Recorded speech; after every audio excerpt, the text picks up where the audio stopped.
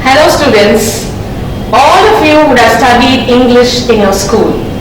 Whether it is a Tamil medium of instruction or whether the medium of instruction is Tamil or English, I think all of you would have done English. Maybe your teachers would have taught you English on the aspects of grammar, vocabulary, pronunciation, communicative skills like how to listen to English, how to speak English, how to read and how to write. You would have read some poems, novels, short stories, all kinds of literary works. Teachers would have taught you how to analyze a theme of a novel or a poem, or how to interpret and appreciate a work of literature, a literary work, and follow a storyline, understand the story of a particular novel or short story, and poetic techniques used in a novel. Like you would have gone in raptures reading the poem Solitary Reaper, and how the Solitary Reaper is singing that song all alone in the field. Like this, you would have enjoyed literature in your classroom. You would have been made to recite poems, narrate stories, read plays, and sometimes you would have, if you are a little enthusiastic, maybe you will go on to the stage and you would have performed plays also. So like this, English has been always there with you as students. But now, today what I'm going to teach you is, or talk about is, something other than just studying literature as a novel or a short story or a poem or a play.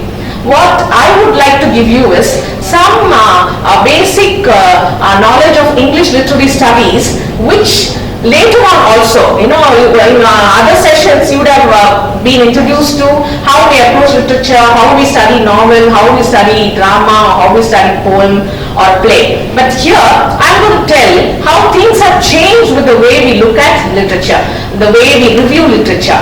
Like literature as such, it belongs to the stream of humanities. It's not science, it is humanities. Now you've joined college to study different subjects. You may want to do zoology or physics or chemistry or home science or whatever. But this study of literature, English literature, is going to help you in so many ways. And this being a stream of humanities, this has now gone into almost every other field, that you can't study your major also without having something to do with literature. Same way, literature students can't study fully literature without having some connection with the other subjects. So I would say that now sociology, psychology, ecology, history, culture studies, like this, there are so many interdisciplinary connections literature has got now. So now let us see what are the other various ways by which we can approach English literature. There are so many things that usually impact a literary work. Be it a historical background, or the social background, or the writer's own life, his own biographical details. Something or the other would have had some impact on literary work that is being produced. Earlier on, there used to be approaches like, looking at a work for its moral values, or for how it reflects a society. Like for example, if you take Charles Dickens, his novel Hard Times, you can't understand the real essence of a novel if you do not know something about Industrial Revolution, which took place in England at that time. So the background of the Industrial Revolution will help you to understand the novel better. And if you take, these days there's so much talk about environmental issues, environmental problems, ecological balance being toppled and the world facing a lot of problems. So here, when you look at literary works which reflect those issues, definitely we are trying to learn so much from them. So like this, there are a lot of literary critical theories which help us to analyze literary works, to review literary works. So let us see in this session some new perspectives on English literary studies. Let's take, for example, the world wars. They have changed the history of the world. Like there are so many movements, so many historical events, so many sociological movements which have impacted the entire world, the lives of the people, and even their behavior, their outlook, their attitude, everything has been impacted by these changes. And how these movements, how they are reflected in literature, will give us fresh perspectives on how we can study literature. Now you would have all about colonization. Now, if you haven't heard about colonization, what I would like to tell you is colonization is a process by which one country, one dominant forceful power structure can occupy another land, taking control of everything there, thereby making it its own colony. Now you all know India was a British colony for almost 200 years, and after all the Quit India movement and all freedom struggle and all that, we got independence. That story all of us would have studied in our history classes. But apart from just being a historical movement, how colonization has affected people and their lives and their daily daily events or whatever is very clearly reflected in literature. And you'd have read many stories, many novels, many poems, but maybe you would not have realized that this is a result of colonization. Like, for example, there are literary critics who use terms like hegemony. And this is a very, maybe most of you would not have heard of this word. Hegemony means it is the political, economic, military or even cultural domination of one country over the other. Hegemony. And let us not look too much into the technical details of this term. Like for example, I'll give you America as an example. United States. At once we think that they are the world number one superpower, the big brother. The big brother is always watching the lesser brothers, younger brothers, like that. They have their nose poking into every political affair of every country because they are the superpowers. So like this, when they interfere into the military affairs of another country, that is one kind of hegemony. That is one kind of power structure let loose. They are trying to have power over, maybe take the Middle East countries, Kuwait, Iran, Iraq, all their political affairs was in some way interfered by, USA interfered in all their political affairs. So like this we see, this is one kind of hegemony. Colonization caused all this. And people suffer, colonizers. When colonizers come and settle in a country, the colonized suffer. They were suppressed, they were subjugated, and there was a lot of pain. And if you read the novels like Train to Pakistan, like by Khushwant Singh, that novel it can be classified as a partition novel because we all know India was partitioned. One midnight, the British announced that India is going to be separated. It is going to form two nations, India and Pakistan. We know just that. But we do not know the bloodshed, the pain, the torture that went behind that. Those undercurrent, those underlying stories, when they surface, they are very shocking. So much of blood when Hindus were forced to move from Pakistan, Lahore to India, and Muslims from India were forced to go to Pakistan. There was such a lot of trauma in their stories, and that is reflected in that story. So when you read Train to Pakistan, maybe in school so far we have studied the novel, the story, okay, there was once this family, they had these children, they moved from Pakistan to India or India to Pakistan, only that level. But here, maybe later on you will have to develop that perspective of how we can see partition, which was a result of colonization, affected those lives. So this kind of perspectives will help you understand literature in a better way. Like even if you take other colonized countries like Australia, Canada, Pakistan, South Africa, all these countries had their own traumas, their own sad stories to be narrated. Like you have South African writer Nadim Wadimar who talks about South African problems in South Africa. We have Chinua Achebe, a Nigerian writer, talking about how colonizers, they are doubly colonized because not only as a political power structure, even as on the basis of race, these black people were suppressed by the white people. So racial issues, wherever there were different races, were really, those racial issues were very complicated and they were reflected in literature. We have African American writers talking about the slavery of the black people and all that. And South Africa, immediately we remember the apartheid system. Again, this also is maybe a new term for you, apartheid. Apartheid was a political system followed by the government, the white government of South Africa at a particular period of time, where by that system they had a set of rules drawn out for the black people to follow. There were no special rules for the white people, but for the black people.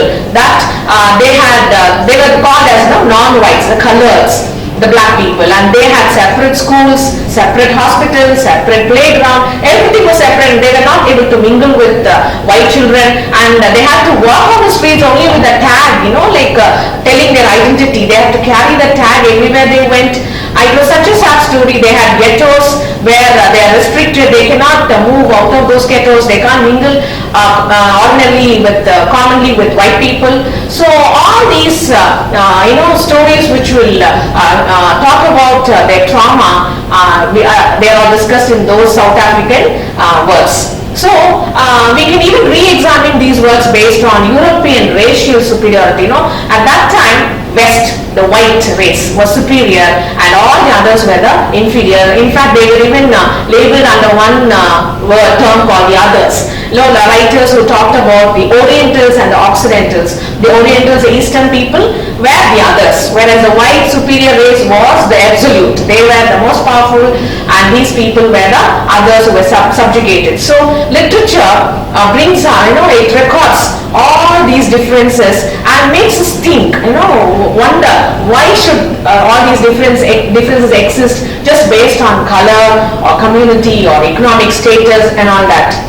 Next area that I would like to discuss is the environmental issues that are being discussed these days, with all the global warming and the climate change and the pollution, and everywhere people are talking about how to save planet Earth, how to give the next, to leave a good Earth for the progeny, at least undoing the harm that we have already done. Writers like Margaret Atwood would talk about how meddling with nature, man has been very proudly, very arrogantly meddling with nature, trying to play God, trying to pretend that he has the power of God, creating clones, creating equal human beings and all that, meddling with all natural things, nature, and if God decides, he can always destruct the entire world. That warning comes there in the works of Nadine Gordimer, Margaret Atwood, which tells us that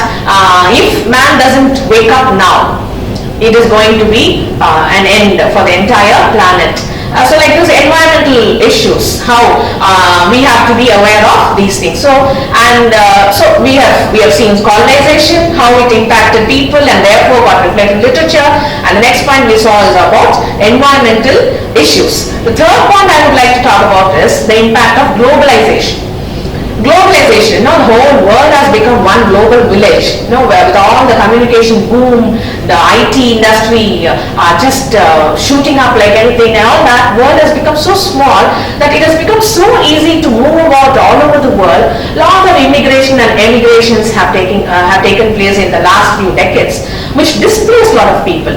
People start moving from India to other countries, and like that, a lot of traveling and settling down in different places. This displacement, maybe for their own personal profit or their own comfortable lives, but on the other hand, we also see how this has affected some people in some ways. Like for example, writers, literary writers who emigrated to other countries, they suffered with so many feelings like loss of self-identity. They neither belonged here to their homeland, nor were they able to settle at home in the new land they moved to.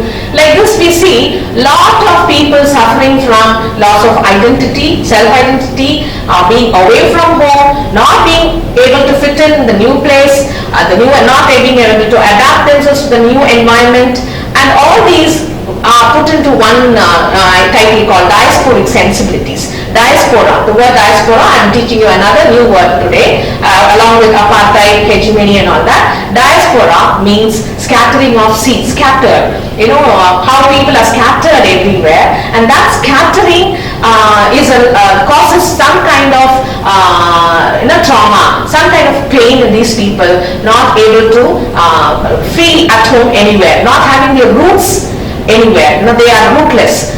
They are lifted from their homeland, not able to get themselves fixed to any place. That is reflected in so many of these writers, works of these writers, like Salman Rushdie, Rohinton Mistry, to name some of them, of some Indian authors, Bharati Mukherjee, Amitav Ghosh and all that. And next, I would like to just sum up with these points, okay? See how we approach literature. So far, we've approached mostly through by the genres, like whether they are essays or poems or short stories or novels. But let us also now think of a different way to look at literature, to see how the social, historical and political and economical background impact literature, and it has become so diverse in themes and techniques. Earlier on, it was just enough we call it as English literature. Now we can't even call it very comfortably as English literature, because whether it is Indian literature written in English, or African American writers writing English, or Native American writers, or Australian Aborigine writers. Like this, you have different varieties, different versions, different brands. Now we can't just name it hereafter, call it only as English literature. So let us appreciate literature, contemporary literature, with a different perspective, with a fresh perspective.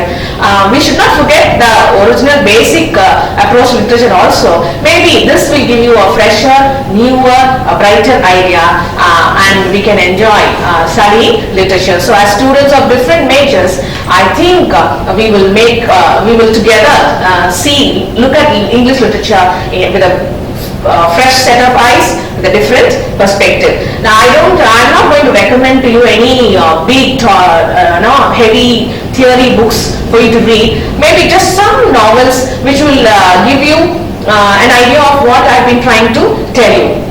I'll just give you a list of 5 works. Maybe Rohinton Mystery's Fine Balance, Chinua Achebe's Things Fall Apart, Bakshi Sidhwa's The Crow Eaters, Margaret Atwood's Oryx and Crake, and Jhumpa Lahiri's The Namesake. 5 works. If you read these 5 works, maybe all that I have told you now today in this session, you will understand in a better way. All the best, students. Thank you.